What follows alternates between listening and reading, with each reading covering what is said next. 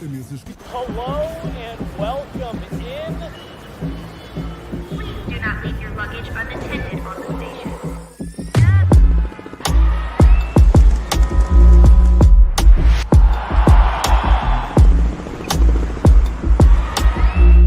Welcome to the show.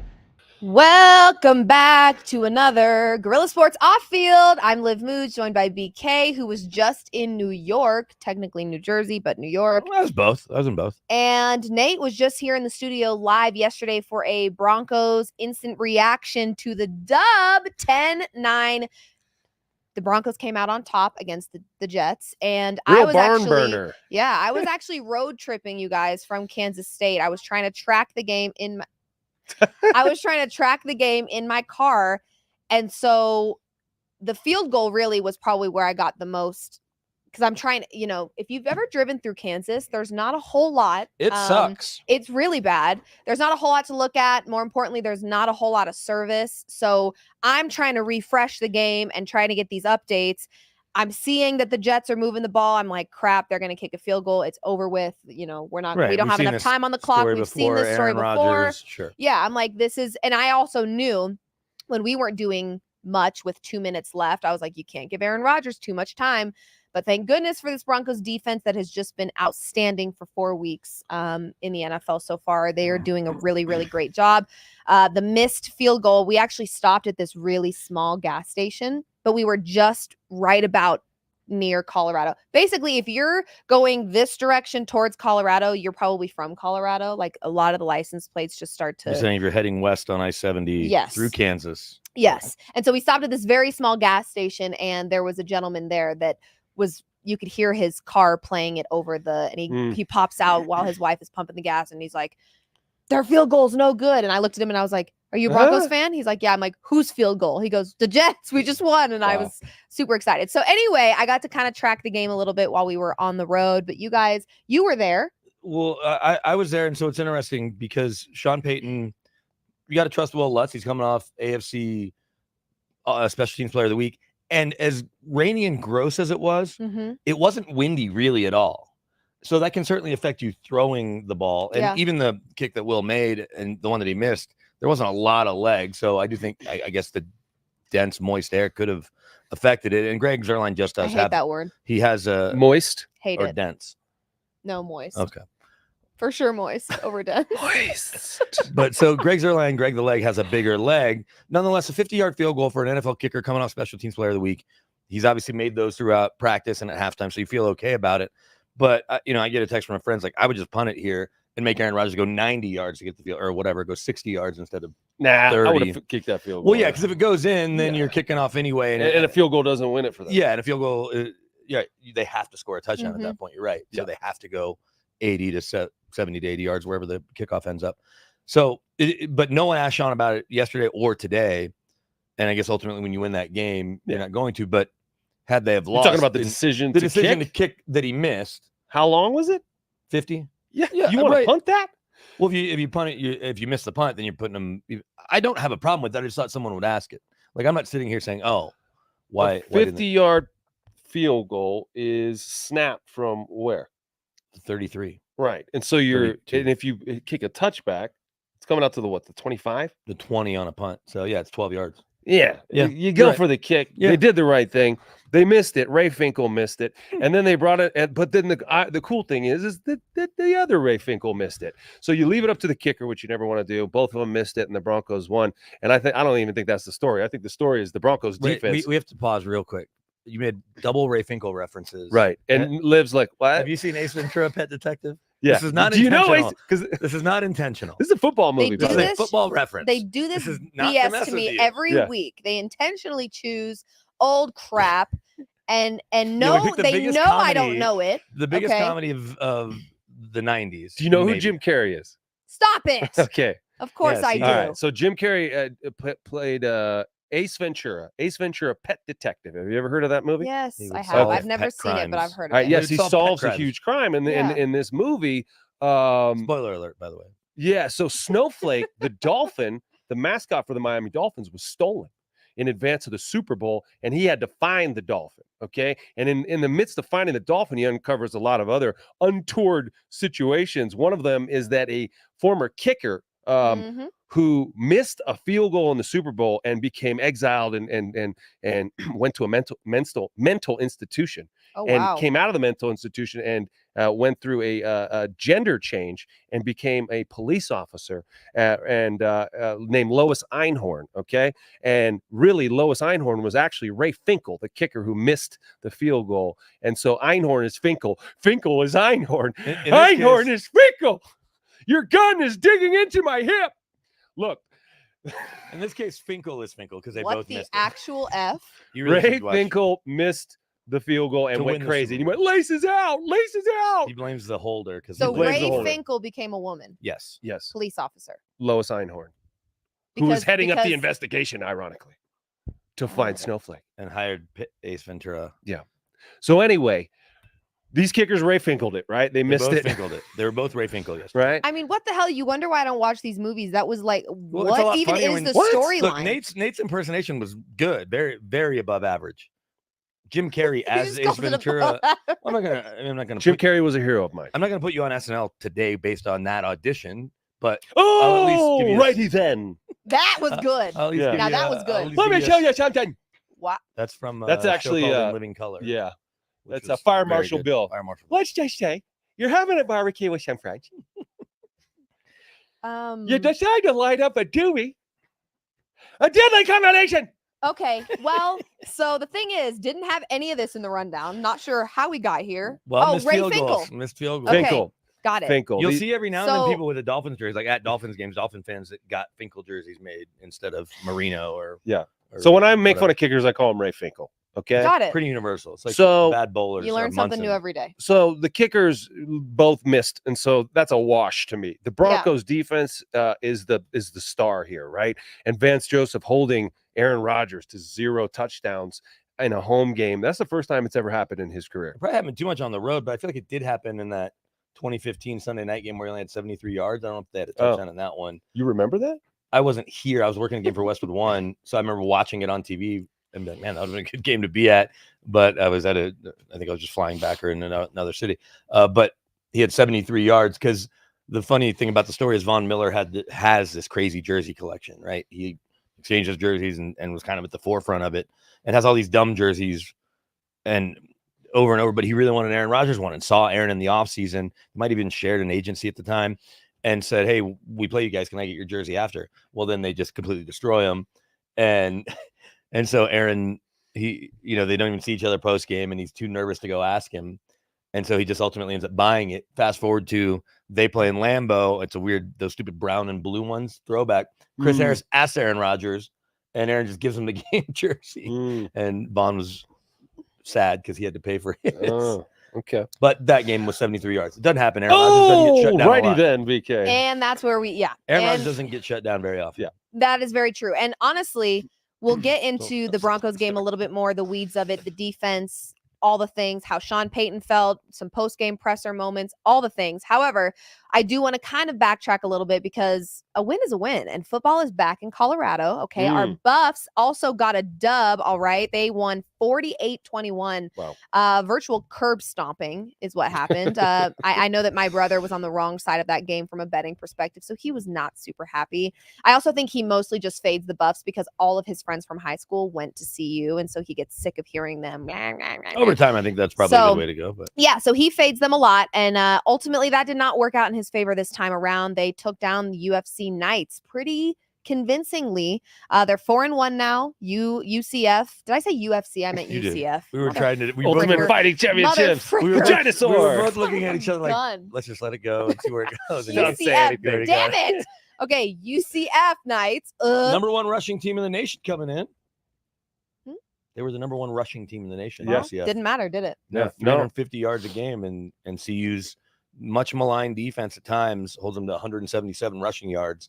That's even if UCF's schedule wasn't, they didn't play a bunch of Power 5 schools off the top. You're putting them 350 yards on the ground and you get that cut in half. That means you're doing something right. And I get when you're playing behind, you're going to be looking to pass. But that was, as you've heard them say, the most complete game they've had. Oh, yeah. They're getting better for sure every week. Yeah, I would say that, like, I've been critical of Coach Prime's in-game, like, head coaching stuff where, it's game management, it's operation stuff. And watching that game, it really looked to me like a pro-level operation. Yep. The special teams was efficient. The offense was efficient. There was a good combination between running and passing the football, and the defense played really well. I mean, they tackled well, and they kept their composure. Whenever UCF kind of started to had a momentum or like a nice You mean play. UFC? Yeah, UFC. Both of Whenever them. the Dana White led. John Bones Jones. Yeah. Whoopsie Whenever daisies. Brock Lesnar, The biggest UFC fighter right now, Yeah. Brock Lesnar. Well, who is the biggest UFC fighter right now? John It's Bones probably Jones, I still guess. Conor McGregor. Conor McGregor. Anyway. Anyway, so I thought that props to Coach Prime because he seems to be improving as a head coach. And Pat Shermer, we talked a lot of shit about him. He called a good game. Yeah. And they're able to create some balance there and throw the ball around the yard during the rain. So I thought the CU played great, and now they're kind of shutting some people up. They are for sure. I mean, again, there's still quite a few games ahead of them. We know that they've got 7 more games in the regular season. But some of these teams have fallen back to the pack. I can't say anything good about the way my beloved Kansas Jayhawks, who came in with only losing 4 guys in the portal, were a top 25 team, and they keep finding ways to lose. They get their quarterback How was that injured. TCU game? Didn't go great. That's what I'm saying. And Put your frogs up, BK. We were, and Sonny Dykes is my guy. So go ahead, running hit him coach, with the frogs up. But KU at Arrowhead is not all of a sudden as tough a game as you might have thought. Arizona, in Tucson, not as tough a game. K-State is still going to be their toughest game, and Utah is obviously, but Utah isn't, with the quarterback banged up, isn't the same team. Right. So they're now second favorite to win the Big 12, which is a pretty stark contrast just over a couple of weeks. Thankfully for them, they do have a bye week. It looks like coming up this next they weekend. K-State both do to get ready. Which is again, So when Kansas State also has a bye week, along with the CU Buffs, you would think, okay, the CU Buffs, they've gotten better every week. We've seen Coach Prime improve as a coach with this Buffaloes team. They're starting their season 4-1. Kansas State's probably one of the tougher opponents that they have left on their schedule. They're ranked 20th right now, and I just watched them absolutely whoop OSU. Yeah, that number's going to go up this week. It was pretty crazy. But Kansas State also has a bye week to prepare for CU, and I do think CU still does have holes and weaknesses that are easy to exploit. But you've also got a lot of talent there. We saw Travis Hunter hit the Heisman in the game. How are you guys feeling about the Heisman? Is it looking like it's getting closer and closer to Travis Hunter's award? Don't tell the kid from Boise that, but both of those guys should be in New York. Yeah, The running back from Boise that has 13 touchdowns through 4 games and 2,000, some crazy number, 1,300 yards and 13. He's had 2 4-touchdown games already. And so we'll see who else emerges, but there's no reason. And everybody that's in college football, and that's enough people that are voting, are watching Travis Hunter and seeing what he's doing. Yeah. So unless they just go winless down the stretch, if they go 4-3 or 3-4, and he continues to stay on the field and play 130 snaps or whatever, and have an impact on both sides of the ball, and just remarkable ball skills and instincts on defense, and then as a receiver, he's obviously right there, top in the country, maybe behind. I won't say behind, but those 2 freshmen, the kid at Ohio State and the kid at Alabama, are freaks. That Alabama game was insane. But yeah, it's a long answer to. There's no reason to think he's not going to be invited, no matter what, unless he just stops playing because he gets nicked up or whatever. And then can he win it? He's such a unicorn right now, and doing stuff that Charles Woodson didn't do, that Champ Bailey didn't do, that any of those guys haven't done. It's going to be hard for him not to win the award for best player in college football, which is what it's supposed to be. Even if that running back at Boise State ends up with 2,500 yards and 30 touchdowns. He's doing something that's never been done. He's playing like 120 snaps. That's incredible. You're supposed to get tired out on the football field. He doesn't seem to be tired ever. He's like laughing and making plays and, just having a good time out there. And then they finish the drive, and then he goes and jumps on the other side and has another drive in which he's making plays and laughing. And so his fitness level is insane. His athleticism is insane. And Brandon alluded to his ball skills and his spatial awareness, which is on another level. Yeah. And it's hard to teach that. You can't teach that. And and the crazy thing is, his awareness on defense contributes to him making plays on offense. and his awareness of offense contributes to him making plays on defense. Yep. They feed into one another because he has such a good feel for the game and for space. We've talked about this before. You can put names behind all the zone coverages and all the things that you're supposed to do in football, and it can confuse the shit out of you as a player because there's so much terminology. But do you understand where to be? That's what it comes down to with football. Do you know where to be, where to find yourself? The spaces on the field, do you have an instinct for it? And he seems to have just a level up instinct where he just kind of knows where the ball's going to end up. And, you see the ball leave your quarterback's hand and you already know where it's going to come down, and you take the path there that's going to put you in the path of the football. And on defense, he can see things going on around him. He reacts to things faster than anyone else does. He's an incredibly special player, but I would say that they got to win to get him there. You know what I'm saying? Like if they go on a 5-game losing streak and he's still putting up those numbers, cool, Travis, but it's not as cool.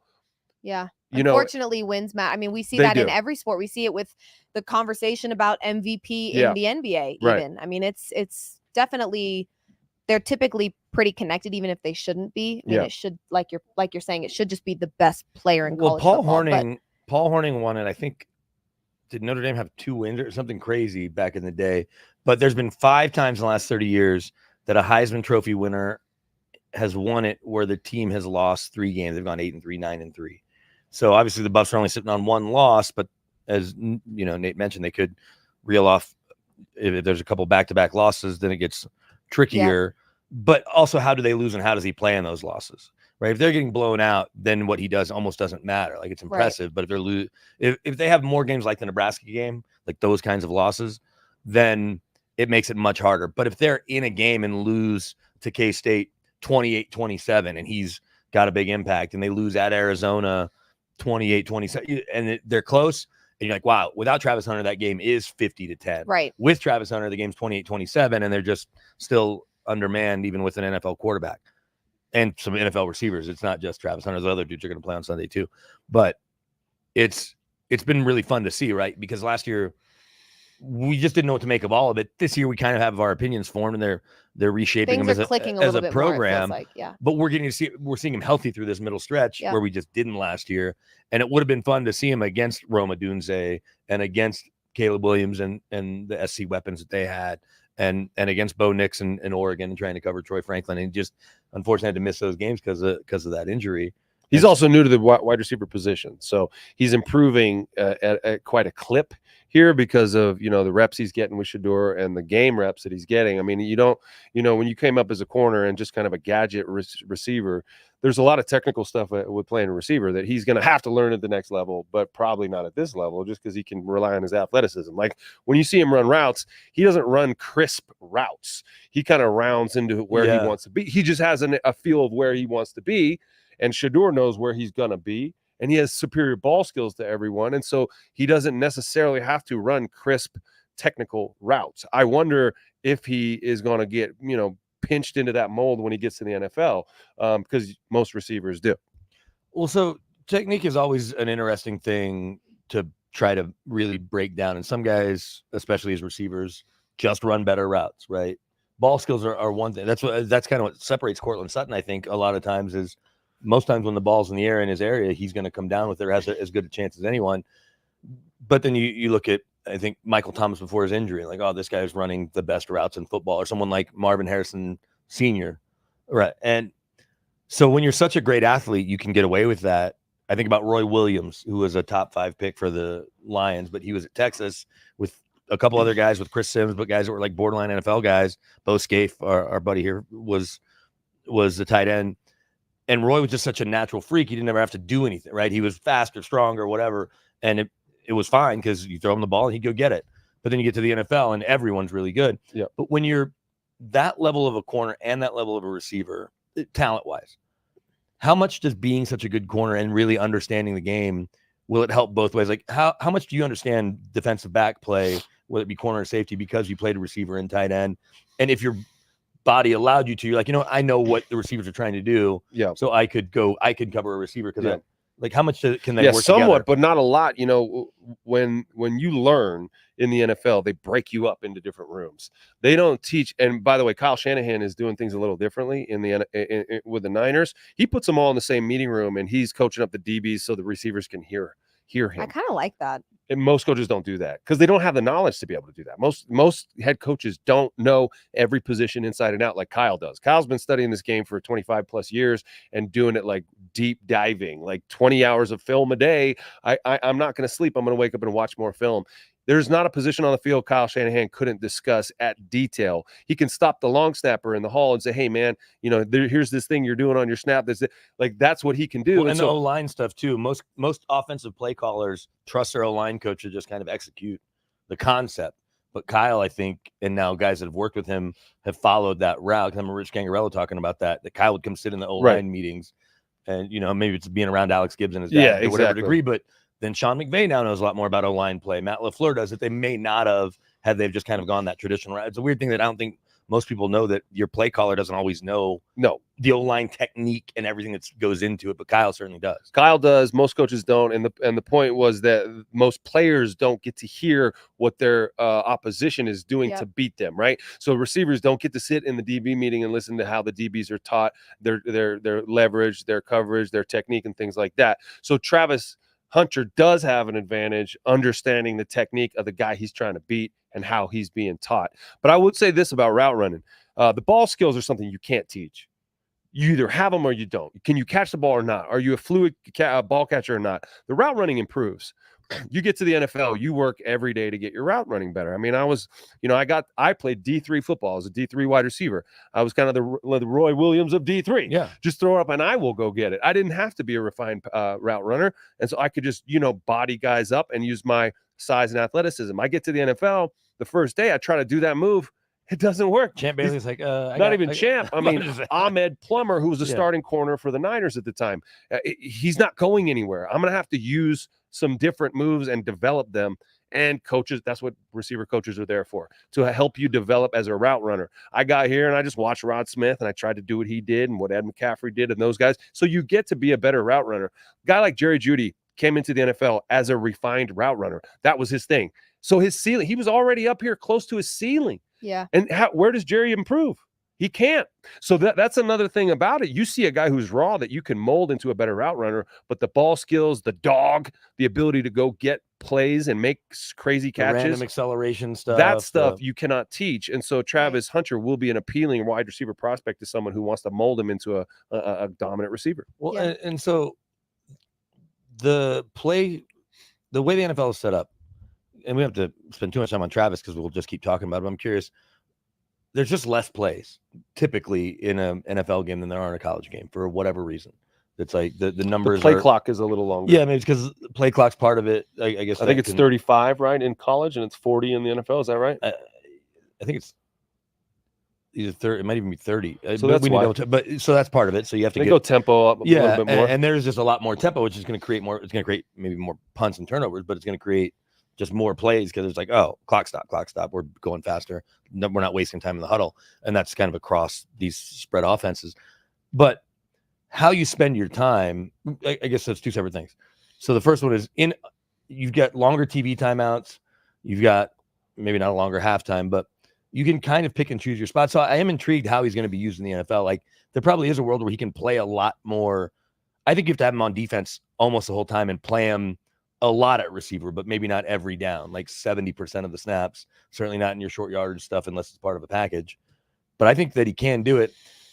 But you know how an NFL day works. And is it maybe because he's a receiver and we know quarterbacks live in the building that he's probably in defensive meetings most of the time and then gets a lot of extra work with the quarterback and then the receiver coach and the quality control? Because that's a really good point because we do spend NFL players 4 hours a day in meetings and you're with your guys. You're going over your stuff. And I talked about what Kyle Shanahan does. He doesn't do that for 4 hours. Right. He does that in one team meeting for maybe 30, 40 minutes, breaking down a few plays for each side. But ultimately, you're with the offenses with the offense, defenses with the defense. And when the offense is putting in a game plan, it's incredibly detailed.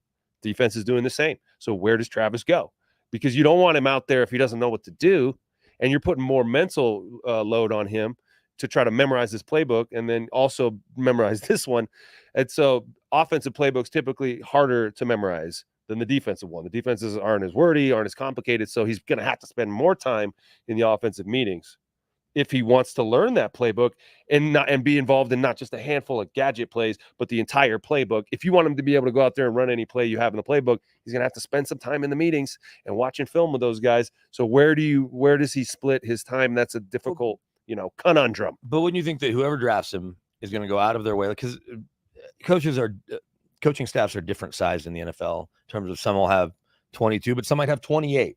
And the reason that it matters is because there might be a quality control coach that's available to him on either side of the ball that can just spend more time with him. Like that becomes part of the assignment when you draft him. And the quarterback, because people don't realize quarterbacks don't take Tuesdays off. Every other player does. If he's signing up to be a two-way player in the NFL, if that's what team's drafting him and he's expecting to do that, he's also not going to have Tuesdays off. And he's not really going to have Mondays off. He's going to have to fill his time when everyone's in the building beyond the coaches who live there. But quarterbacks often can live there too. So the right team with the right quarterback is going to have to draft him. Like if he goes to Arizona and Kyler Murray wants to get to Call of Duty, they're not going to be able to sit in meetings together as much. We know Travis is a big video game guy, but he's going to have to spend so much extra time with kind of both sides of the ball. Maybe on Wednesdays he's in one meeting, Thursday, but he's still going to have to make up that time. And so that's going to be fascinating to see how the NFL team that drafts him handles it. But we have plenty more time to break that down. It's just been fun to watch how good he's been these last 5 games. Yeah. And what would Shedeur look like without him? Right. Like without Travis. So all that to say, Malik yes. Neighbors, he might look pretty good. Yes to the Heisman. That was the initial question. Yes. We got. Yes, he will be Very in New York long-winded, visiting. but yes, that was the whole point of that conversation. But I do want to really quickly touch on a comment that was made this morning on the radio. The Denver Broncos offense would be better right now with Shedeur Sanders than Bo Nix. That is from our Denver's very own Vic Lombardi. Fellas, how do we feel about such a loaded statement by Vic? Vic's a friend of mine, and he came on Dumb Jock a couple of months ago, and he sounds like a dumb jock right there. No, Vic, I disagree with that one. Those two guys were on the same field a couple of years ago, and Bo Nix looked like the sharper, more polished, better thrower than Shedeur. Yeah. Now, Shedeur has improved, and he's playing really well, and he could throw the ball all around the yard. But you're basing, this comment was based on what we saw out of Bo Nix yesterday in the rain against one of the best defenses on the planet, and versus Shedeur in the rain versus not one of the best defenses on the planet. You can tell UCF's defense was a little suspect when they're just ripping off runs and it looks like Rashawn Salam is back there. Yeah. And you're like, okay, well, this game's going to get interesting because they can't stop the run. And we know that CU will be able to pass with the weapons he has. And I think the weapons is part of it. The weapons is part of it. When you have superior athletes like you do in college like that, and the hash marks are wider in college, and people don't talk about the effect that has on a passing game.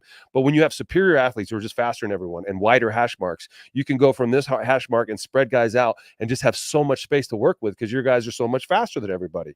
And so Shedeur is back there slinging the rock to guys who are wide open, running free against defenses that are not ready for this. Right. Whereas Bo Nix is playing in the NFL narrower hash marks against a very good defense. Yep. When I saw those two guys on the field together in that game when Oregon played CU, it was obvious to me who was the better quarterback. That was Bo Nix. So I think it's a little premature to say that Shedeur would be better than Bo. If you want to say that Shedeur has a better arm, we can listen to that all day. That's fine. And that it matters. Arm strength certainly can matter in a game like yesterday where weather is affecting it. Aaron Rodgers, I think, is still, even at 42 or however old he is, 40, 41, still a better thrower of the football than Bo Nix is right now, because Aaron Rodgers, up until Patrick Mahomes came along, might have been the best natural thrower of the football that we've ever seen in terms of the combination of touch plus arm strength. It came out the easiest. It just looked the prettiest and was my favorite quarterback to watch throw the football till Mahomes, showed up on the scene. So you can see that gap, and that's why even against an equally as good, if not better defense, Rodgers is completing more passes and picking up more yards.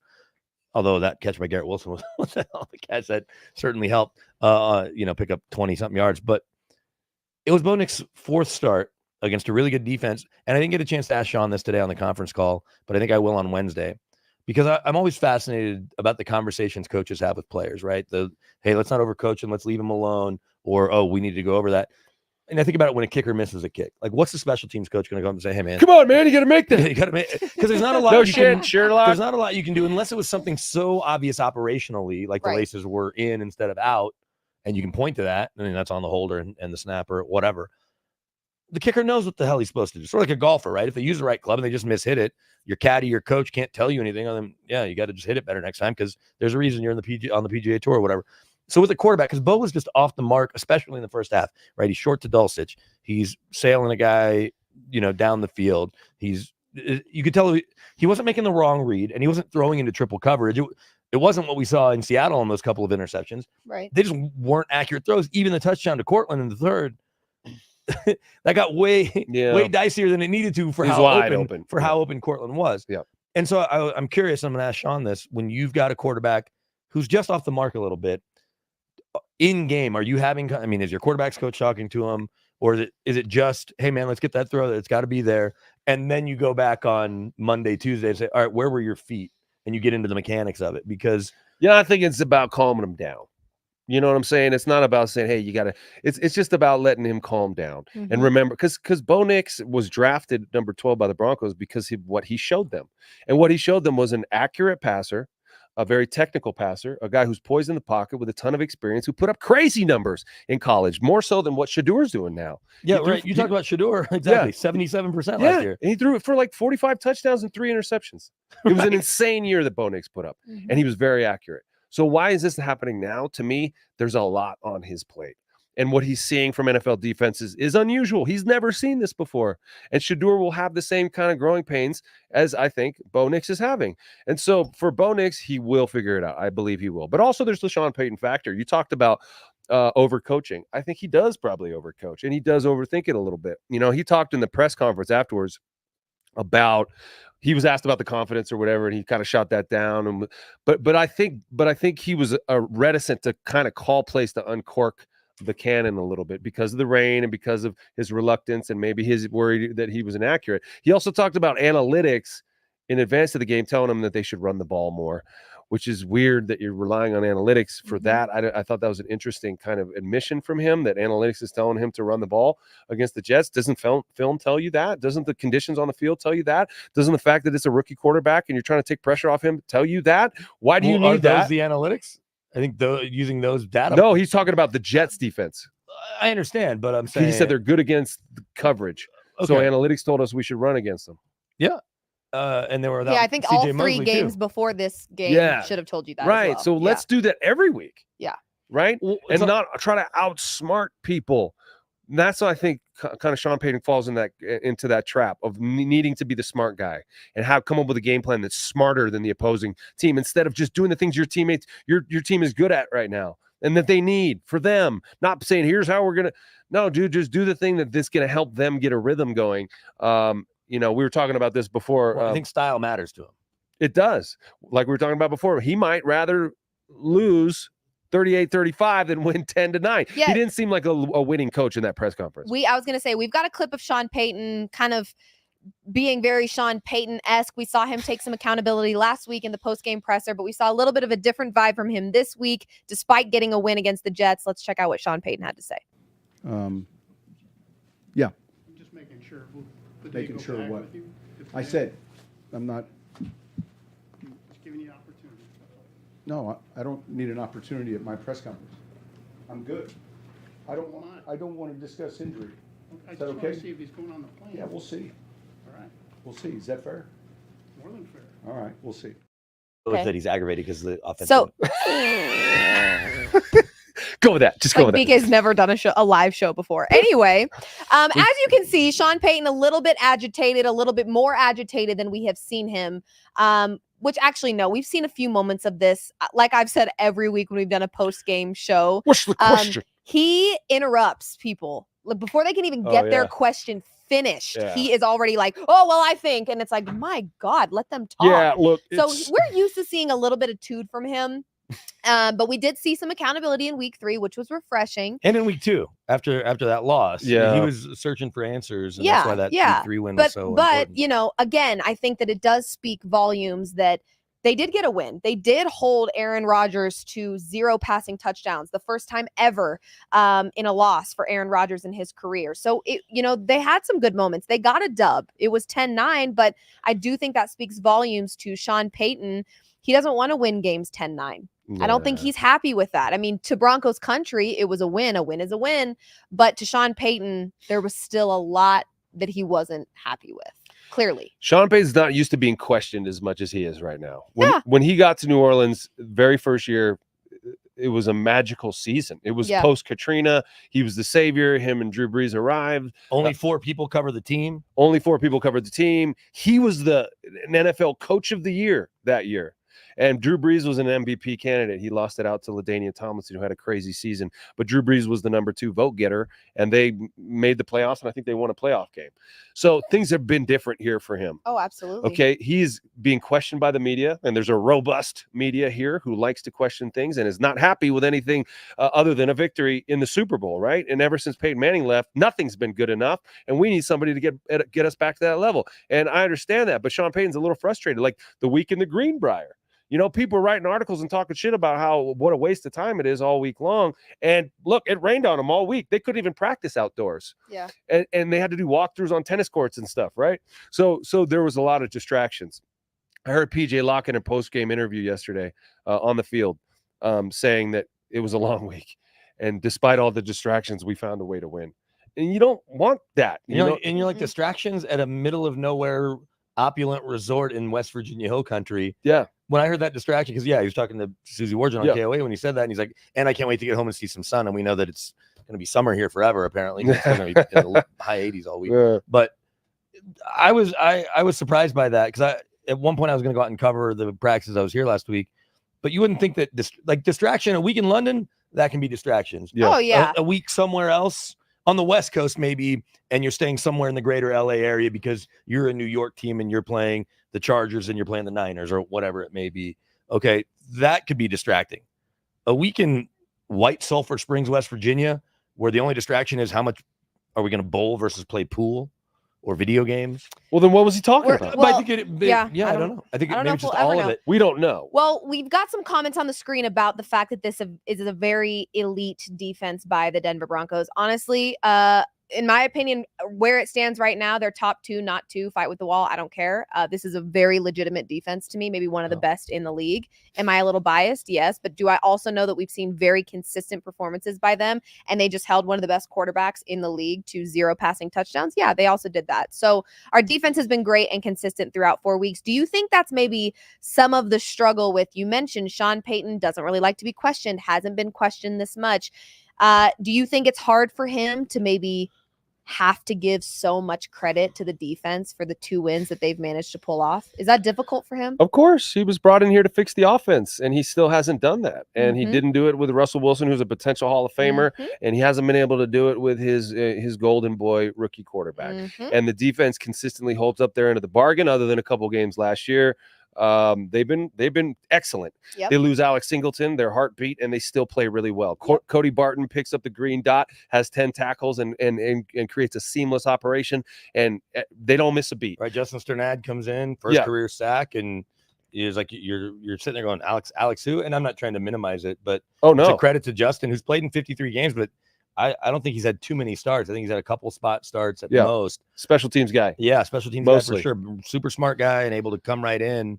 And Zach Allen playing out of his mind. Zach Allen is playing out of his mind, right? Like old Aaron Rodgers gets around the edge on Zach Allen, but with how Zach's playing and where we talked about this yesterday, younger Aaron Rodgers. Okay, I was gonna say now he is old Aaron Rodgers. Get away from me! And he's still at 25 yards, but the younger Aaron Rodgers would have had 50 yards rushing. But Zach Allen's going to end up in the Pro Bowl because he's earned it, but also because of games like yesterday where every time Aaron Rodgers is out of the pocket, Zach Allen's in his face and speeding up whatever's happening. Part of that is Aaron Rodgers is old, man, and he's 40 and he can't get out. He's not can't getting scoot. any younger. No, and there's something satisfying about seeing him so frustrated and sad, isn't there? I mean, Aaron Rodgers I gotta tell you, towel on the head, sitting on the bench, looking all mopey and irritated. I didn't hate it, that's for sure. You saw what he said about his head coach? Because he said maybe we could change the cadence up on maybe offense. we can just hold him accountable. Yeah, he goes, or maybe we can just hold guys accountable. Yeah.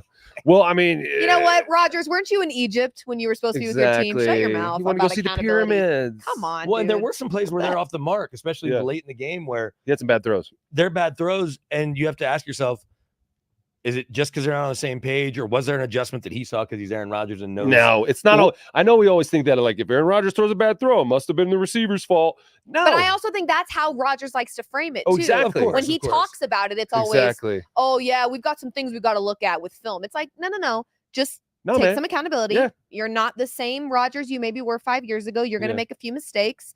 These defenses may give you a harder time because you're maybe a little slower and a little less active and whatever. And you're, grandpa status when relative to the rest of the league. There's a really fascinating thing going on right now, and I don't want to divert too far, but the Broncos did just play the Bucs and kick the crap out of them.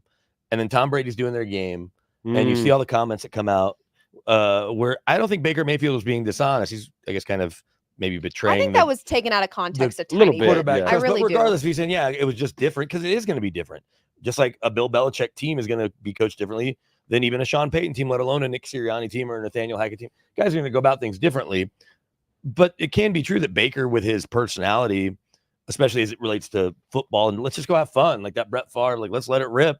And let's and that doesn't always work, but it's working for them now. It's working for him now, but they felt on edge around Tom Brady because he has a business. When Peyton Manning got here, we saw from the very first practice. I remember watching OTAs, and he's sitting there telling Demaryius Thomas. I mean, he's yelling at him, and all the media is there, and he's like, "It is at 8 yards. It's not at 7. It's not at 9." Like Peyton goes out and runs the route. I mean, jogs the route, and I was like, "Holy crap!"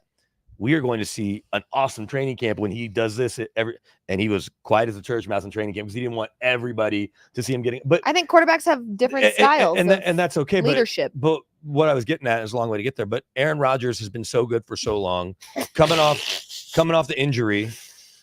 But he's 40 and weird, and his teammates are 24 and 25, and just normal 24, 25-year-olds. Mm-hmm. Tom Brady, 40 and very unique, also kind of weird and very specific, and with a bunch of Gronk was there and Antonio Brown, who's on his own planet, but Mike Evans, Chris Godwin, those guys, they're just guys in their 20s trying to play football and make it all. And so it's just been fascinating to see when these older guys change places, and what worked for them for so long may still work, but getting everyone to buy in. Because the Peyton, it wasn't as hard, and he wasn't as old. He was 35. I also think a little bit of what we're seeing with the Baker and Tom Brady, I do think a lot of that is just a miscommunication or like things being taken out of context. But we have seen Tom Brady quite a few times since being retired talk about not really loving how the game has changed and evolved. It's going to continue to change and evolve, whether Tom Brady likes it or not. And I think that Baker is talking about a lot of different things, whether that be his style of leadership compared to Tom Brady's. I don't think he meant that as a jab. Baker Mayfield would be an absolute idiot to make a jab at Tom Brady, who used to run this offense and did it very, very well. But I do think that there's been many times Tom Brady has made comments kind of insinuating that he's not really down with how the game is changing since he left. But he's a total anomaly. He is. He won 7 Super Bowls. Exactly. And he's like, ask anybody who played in New England. Was it fun? It wasn't fucking fun. Football's supposed to be fun. Winning's fun. Super Bowls are fun. Sure. But when every day is this like fucking tense sort of like who's getting here earliest and who's leaving latest and who's drinking the most water. You're not hydrated. Let's see you drink more. I'm drinking more water than you. That's what they would do. They would have competition. Your pee? Yeah, they would have competitions. Literally, he's not joking about this. Not making it up. There's a chart. Everything was about finding the edge. You're kidding me about the pee thing. No. Nope. Well, and they would compare pee color? Yes. They would pee on each other's faces and be like, look. Okay. What the actual that is going on? I don't think that happened. We could ask. You had Daniel Graham what on is Dumb this Jog. show turning into? Well, it's Chad Brown, who I'm, on with all we the time. We need to have a disclaimer at the top of this show every week that says rated R. Don't have your kids watching this show, please. And thank you. It's not that bad. This is how do you think they learn stuff? This is how they learn. This isn't sex You want to stay high? No, it's a rated R world. It is a rated R world. There is that. But the point. Well, no, you talked about team meetings real quick and how Kyle is hard to play for and hard to work for to some degree. I mean, he gets the best out of his guys, but you've definitely heard. All right, I know there's people that haven't loved being on the staff with him, and there are some players that don't love everything about the way Kyle goes. But you can't argue with the results. Same with Bill Belichick. But when Bill Belichick, and I know McDaniels at least did this here, I don't know if he did it with the Raiders, when they start every post-game meeting on a Monday, here are all the shitty plays. Here's 30 plays where every one of y'all messed up. Yeah. Devin McCourty, here's where you messed up. Tom Brady, here's and so Tom Brady wasn't above reproach there. Gronk, but that's how they started their Monday, which came oftentimes after a win. After a win. Yeah. And so I mean, the joy is hard to come by until you win the Super Bowl, and even then, it's like, God, what a grind. Well, and I think that's what we're seeing with Sean Payton when he gets dismissive and he gets irritated and he's cutting people off in post game pressers. Sean Payton, despite getting 2 back-to-back wins, there's still a very imperfect game of football that is being played, especially by this offense. But I do absolutely want to give credit where it's due to this defense, because we're seeing great things happen. And we've spent a lot of time on this show and just in general as media members talking about Sean Payton and not changing this offense as quickly and efficiently as we thought that he would as the second highest paid coach in the NFL. But what we aren't talking about enough is Vance Joseph. And I think we actually have a clip of PS2 talking about Vance Joseph and what this defense has been bringing and kind of the energy around that. So let's run that clip so you guys let's give some credit where it's due and let's check out what PS2 has to say about Vance Joseph. Yeah, VJ just dialing up. Obviously, he has so much trust in us, as players, and that allows him to call these exotic schemes and show different looks and frustrate opposing offenses because his ability to trust us and his ability in his play calling. And obviously these past few weeks, it paid dividends, knowing the offenses we was going against, and obviously we played another great quarterback in Aaron Rodgers, and like I said, we're just gonna keep on building, keep on performing, and like I said, VJ just gonna keep on calling great calls defensively, and we're gonna get after it for sure. You know why PS2, among millions of other things, why PS2 is so great? I mean, yes, he is just a talent, of course. And this defense has obviously for 4 weeks now been very consistent and just making big plays and causing turnovers and doing what they get paid to do. Woo! It's pretty simple. They're doing their job. PS2, every time we have heard from him, and this defense has had rock star performances and been the reason we've won the last 2 games, he's always looking for he's always speaking about ways to get better. They want to keep it moving. It's not like they're in a great position. We just got to he doesn't really say we just got to keep doing what we're doing. It's we always got to get better, do more. And I think that is, again, probably speaks to how Vance Joseph is leading this defense right now. And PS2 is a great leader on the defense to kind of embody that message, because he's a true pro. He's been a pro since he was a kid. His dad was an excellent NFL cornerback, and he was kind of bred to be that. Not only just to be that on the field, but to be the kind of professional that always looks ahead, always trying to improve. Nothing is ever good enough. I don't get too high. I don't get too low. I'm even keel, and I'm going to be here every day working to get better. And that's why he was awarded this big contract. That's why everyone says he's the best in the league. And that's why he's going to continue to get better. This guy is not a guy who's satisfied with a big contract, for example. So an amazing leader to have on your team, a guy who leads by example, comes to work every day and does it. But for VJ, it was considered a risk bringing him here, because it didn't go well. And it didn't look good when we first got him. Well, and it was an ego, a bit of an ego check for VJ too, because he's there in Arizona. The defense had a couple of good moments, but obviously the team fell apart. I don't know how many people realize he was really involved with Cliff in the day-to-day kind of management of the team, but still, he's not sure where he's going to go. He thinks he maybe is going to get that job. And then when Michael Bidwell hires a new GM, the new GM says, you know what? No, we're going to go in a different direction. And they hire Jonathan Gannon. So they still hire a defensive coach after an offensive coach. But so VJ doesn't get that gig. And then some of the gigs that he might have looked at instead of Denver or in addition to Denver are filled. And so he comes back here, and he always has talked about how Denver's home and they kept their house here. And all of that was great. And, he and his wife met at CU and everything. But then he's trying to run his combination of Vic / Ejiro Avero's defense, and the worst part of it obviously came in that Miami game. Plus no Justin Simmons didn't help in terms of getting. But once he finally started to be true to himself and dial up the pressures and exotic looks, it's really worked. And this year he's had really one bad quarter. That's not even really he's had a bad quarter. The defense just got gashed in the run against Seattle. But 15 out of 16 quarters, you could say the defense has won. Yeah, and that's pretty remarkable. And there's no reason to think, as long as everyone stays healthy, that they won't be there. They won't. Oh, I'm finding some wood. This feels like wood-ish. Wood looking. Faux wood. Yeah. That they won't be doing. That they won't do this every single game. Yeah. Well, let's keep things going on a positive note because, again, despite it being an imperfect and low-scoring affair, and you could argue, that missed kick at the end, I kind of felt like God was working his magic there. I'm not sure how, but it felt that way as a Broncos fan for sure. But let's keep things going on a positive note. We're going to actually end with this. Game-changing play, Nate. We're going to keep things going positively. I got notes. Yeah, tell us what the game-changing play was for you in this one. The Broncos came out on top 10-9, but what was the moment for I you? also have one, though, too, that I'm going to add at the end. Okay, cool. Do you want to do it now?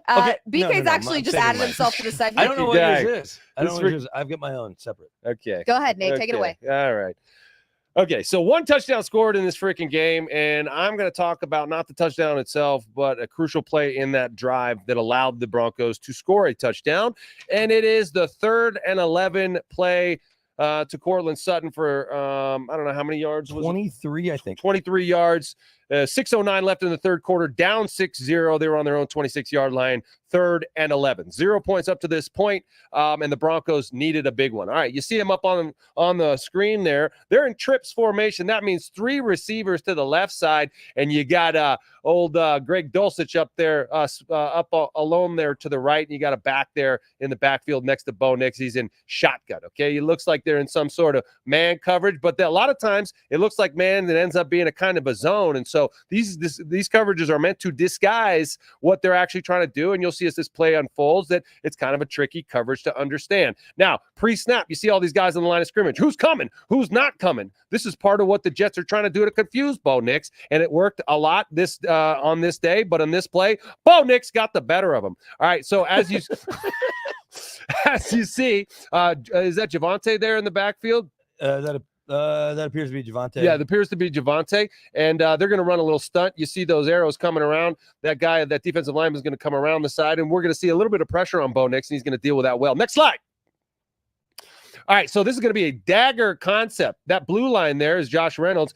His role there is to absolutely clear it out, to take the top off the defense is what they call it by just getting on his horse. That's also what they call it, and just splitting down the middle there and taking that safety away. That inside receiver, it's Lil Jordan Humphrey. He's trying to cross the face of that backside safety and pull those safeties out of there so that Cortland Sutton can run the dagger concept. And the dagger concept is about a 15 to 18 yard square in. You see, it's more of a post there, because he ends up kind of rounding it a little bit. But that's the concept, and they rely on it heavily. It's something that's part of this offense, bread and butter. Next slide.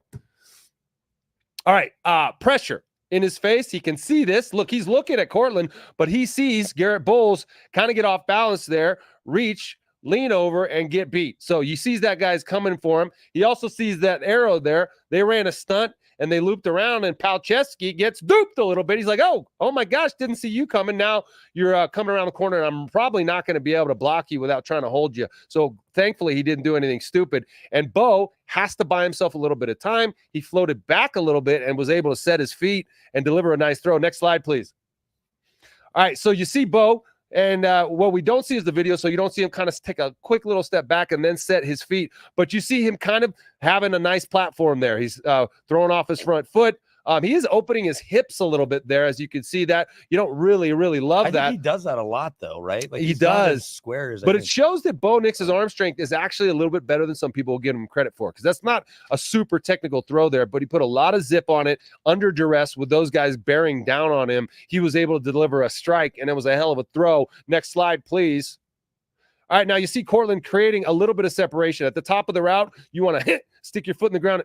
You want to get a little bit, maybe a chicken wing there to get that DB off of you. He's running with them. They have some zone principles here, but they also have some man principles here. So I don't even know what they call this coverage, but Cortland knows he's got to free himself from that guy who's riding with him. And Bo is delivering that ball as he's coming out of his break. There's a great deal of timing there. He knows where that hole's going to be, where he's going to end up. So he's throwing to a spot, and he's hoping Cortland gets there. Will Cortland get there? Let's see the next slide. Yep, Cortland's already created a little bit of separation. You see that orange circle around the ball flying through the sky, and it's left Bo's hand, and it's on a line, and it's going to be right between the hashes there, or right around the hash, and Cortland's got to get on his horse to make that catch. And you see that safety up at the top who's being held by Josh Reynolds sees the play. He's going to be a little late reacting on it, and that other safety on the other side there sees it too. This is a great ball by Bo after not a lot of great balls all game long. Next slide. All right, and now you see Cortland securing that catch on the other side of that hash. So, he was able to create separation on a guy staying with him, and Bo put that in the only place it could be after a whole lot of crappy throws all game and only 60 yards passing, negative yards in the first half, able to complete an enormous play to keep the drive alive. Next slide. That's me. I'm on the next slide because that's a completion of 23 yards, and that's my game-changing play. Bang!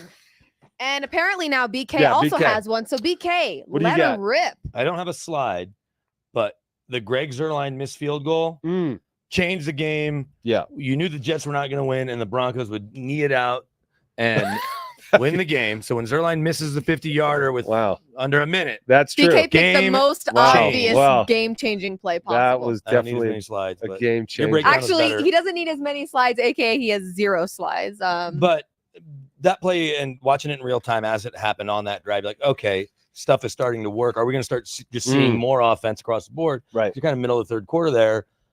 But that was as good a throw as Bo, because we talked about Bo's misses too. Yeah. He had Troy Franklin on a deep ball that he missed. You're like, well, this is a throw he's made a million times, and that's not connecting. And it was like, God, he's just off the mark. And then on that drive, especially with that play, they did get a little bit of help from the Jets, who were penalized 13 times. Yeah. What's funny is when you look down, it was like, okay, there's been sitting around in the press box like 20-something penalties. Yeah. It was 13-4. Yeah. I feel like the Broncos were penalized more. Yeah, it felt like that. But the Jets helped them out. Nonetheless, you're doing something to create their ability to, even if it's them being done 5 with false starts or something like that. False starts, jumping off side. So they're clearly afraid of what the defense is doing, afraid of these front seven, the way they're attacking, and they're trying to get off the ball quick. That's what those false starts are. You're scared. You're scared. Chicken. I mean, they were turning 2nd and 1s and 3rd and 1s or 2nd and goal. Yes, it's a great Give us your chicken impression. sound. Gobble. Oh, no, that's not it. Gobble, gobble. That's an effing turkey. Do my, a chicken sound. Come on. my oldest. Why were you putting your lips flush to the freaking microphone? You're gonna critique my technique? now, my Absolutely, I impression will. technique? Absolutely, I will. But going back to that throw, and it catalyzed, or it not only kept the drive alive, but you're like, okay, now there's really something that could happen here. Hopefully, it doesn't end in a field goal, because all day long, every time it felt like a first down was coming, then it get pulled back. Then Rodgers would get a first down. I mean, it took 9 possessions for either team to get a first down. It was Broncos not 3 and football. out their first 5 possessions. It was ugly. Even with the takeaway on the 30, you force the fumble. Brandon Jones, who we probably don't talk about enough, right? He had some really big shoes to fill, not just because you're friends with his wife, but also No, I'm 'cause he friends keeps with his wife. That's cool. But you could be friends with the backup kicker's wife, and we'd be like, all right, great, but that person's probably not making as many plays.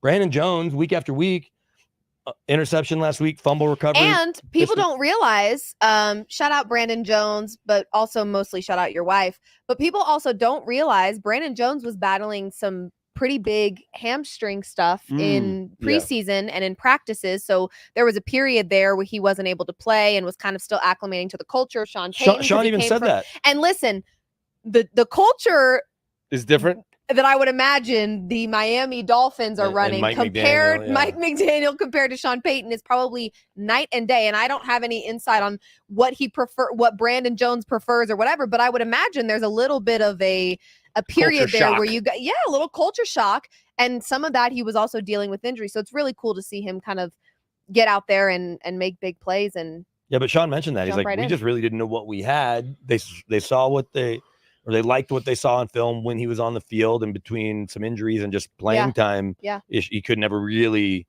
find a strong. I mean, he'd have an all-pro safety next to him as one of the other safeties there, but in Miami, it wasn't consistent over those 4 years. When Sean Payton tells me he didn't really know what he had in him, that tells me this was a George Payton find.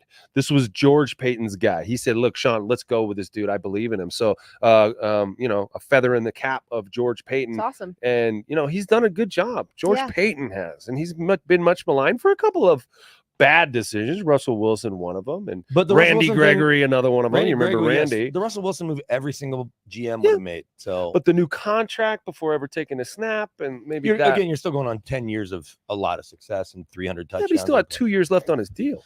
Yeah. Okay. Either way, but that's dismissive. Intentionally. It's very dismissive. Wow. Do you say that? I know more than you. Do you say either way to your wife when you guys argue? You can't. Because I would have smoke coming out of my ears. I don't think I say that. What do you say? I'm sorry. Mostly just I'm sorry. It's a lot of I'm sorry. How I often do you have to was wrong. apologize to your wife in a week? don't know. How many hours are there in a day? So 20. do the I math on traveled that. for 36 hours with him, and he apologized maybe 10 times. So Yeah. I imagine this is a constant. Yeah. It's, Well, you you take know, one step forward, two steps sometimes, back. usually when you apologize, you just like, you try to not have to apologize again for it. These are for different things sometimes. Oh, For him, it's better to ask for forgiveness And not than permission. totally. That's totally BK for Yeah. sure. But on the George Payton thing, before we get out the door, I think one of the very first shows that we did here, when it wasn't even called off field at that point, was about the PFF grades Yeah. on the Broncos, and it's not just the Broncos, but like 4 of the teams on the bottom have much better records Oh, than some really? teams at the top. Yeah, Yeah. where you hated their roster. Yeah. And what we did say, especially as we got through training camp, was this roster's not untalented; it's just unproven. Yeah, exactly. But it is interesting where you just make a couple key moves, and you start with, I think, JFM, the former Jet. Mm-hmm. You're able to get him for nothing draft weekend. You're able to give him a new deal to make him happy. It's not the craziest deal in the world, but he is on the very short list. He and Zach Allen both of most consistent players, best players to not make a Pro Bowl at this point right now across the league. Mhm. Now, maybe one or both makes it. You'd certainly think Zach Allen will have a chance this year the way things are trending. But you saw JFM getting into it with Rodgers, getting into it with his former teammates, gets a sack. Crucial on that goal line stand as well. Huge. But bringing that guy in makes DJ Jones' job easier. It makes Zach Allen's job easier. It makes your linebackers' jobs easier. And then, as much of a bummer as has been that Baron Browning can't be healthy, drafting Nick Benito in the second round, he's a guy that has some elite athleticism. Finding Jonathan Cooper in the 7th round, that's a guy that you're about to pay a nice chunk of change to stick around. You talk about the goal line stand and watching the replay of it today. Jonah Ellis, right? Mhm. We're all about him living in the backfield and the pressures. He showed he's not as big as his dad, who was a monster, but he's got some of his dad's strength. And you saw it there as he was able to help collapse on the line of scrimmage and stop them from scoring. So, yeah, I think George Payton deserves a ton of credit. And Sean Payton mentioned George yesterday in the press conference as well. So there you have it. This has been another Off Field with Liv Moods, BK, and Nate Jackson. We'll be live again on Friday at 11 a.m. I know that the fellas are talking about maybe adding a Wednesday episode here shortly, just to kind of give you guys more full-time football Broncos there's content. conversations being had. Our agents need to talk. Yeah, they're just trying to clear room in their We need schedule. to hire and- agents, and then they need to talk. Yeah, so they're going to figure that out. They're definitely going to work on that. But I will be here with you guys Mondays and Fridays. You may have them Monday, Wednesday, Friday. And I got to hear too. We should shout out your boy Debo, healthy. Yep. Going to hang out with I'll him. be on a plane tomorrow morning. What's same the name time. of that show? Cleats and Combos with Debo Samuel. Okay. And where do people find it? Bleacher Report app. Cool. What kind Yeah. of cleats do you wear? You I have wear. Jordan I don't cleats? wear cleats. Oh, you should definitely wear Jordan cleats. I don't wear cleats. Yeah, nope, don't wear them. Just the convo. Just the combos. I'm the combos part. Yeah. Makes No, sense. I'm really just there to. It's funny because one of the first episodes, people were like, "She's talking too much," and it's like, well, here's the deal. What do you want me to do? And here's the deal. These athletes are just really not used to talking about themselves for an hour straight. They're used to the 90-second answer the question in a very particular way. So I've had to talk with Debo a little bit about like, hey, this is your show. Like they want to hear from you. They want to like, you can talk about things for forever, but he does every once in a while kind of toss me this look like, save me, start talking. I'm like, okay, here I go. But if the fans start getting mad that I'm talking too much, it is not me. I am just, I've got an IFB in, I'm doing what I'm told, but we've got some cool stuff in the works there. I'll be on a flight same time every Tuesday, going to San Ho, and filming this show. It's not San Jose. And on that note, we're doing this again. I'm just kidding. My dad's from Argentina. I know Spanish. Perfect. Thank you so much for that detail, thanks, BK. San Jose, But yeah, I will be which is gone Spanish for tomorrow Joseph. and Wednesday morning. So if they do decide to start this show again on Wednesdays at 11 a.m., we'll keep it the same time, I would It's hope. gonna be the two of us and Debo. It'll We'll be get the him on two. It'll be Zoom. the two of them, and maybe some special guests here and there because I will be traveling back from California. Just a quick day trip over there. So thank you guys for hanging with us. We'll be back with this show for sure again Friday at 11 a.m. to preview this coming weekend's game that I actually believe I will be going to. That's So exciting. we We'll can see you do some there. collaborative stuff. Yeah, maybe Yeah. we can film our post game live from the stadium. Ooh. But we'll talk about it. We'll be there and it'll be fun. So thank you guys for tuning in. This has been another episode of Off Field. Make sure you're subscribed. liking, commenting, reposting all things Guerilla Sports. Give us a follow. And also, we have an audio version of this show. So if you don't want to watch us and look at our creepy faces, then you can listen. Thank you for being here. We'll see you Friday. Laces out!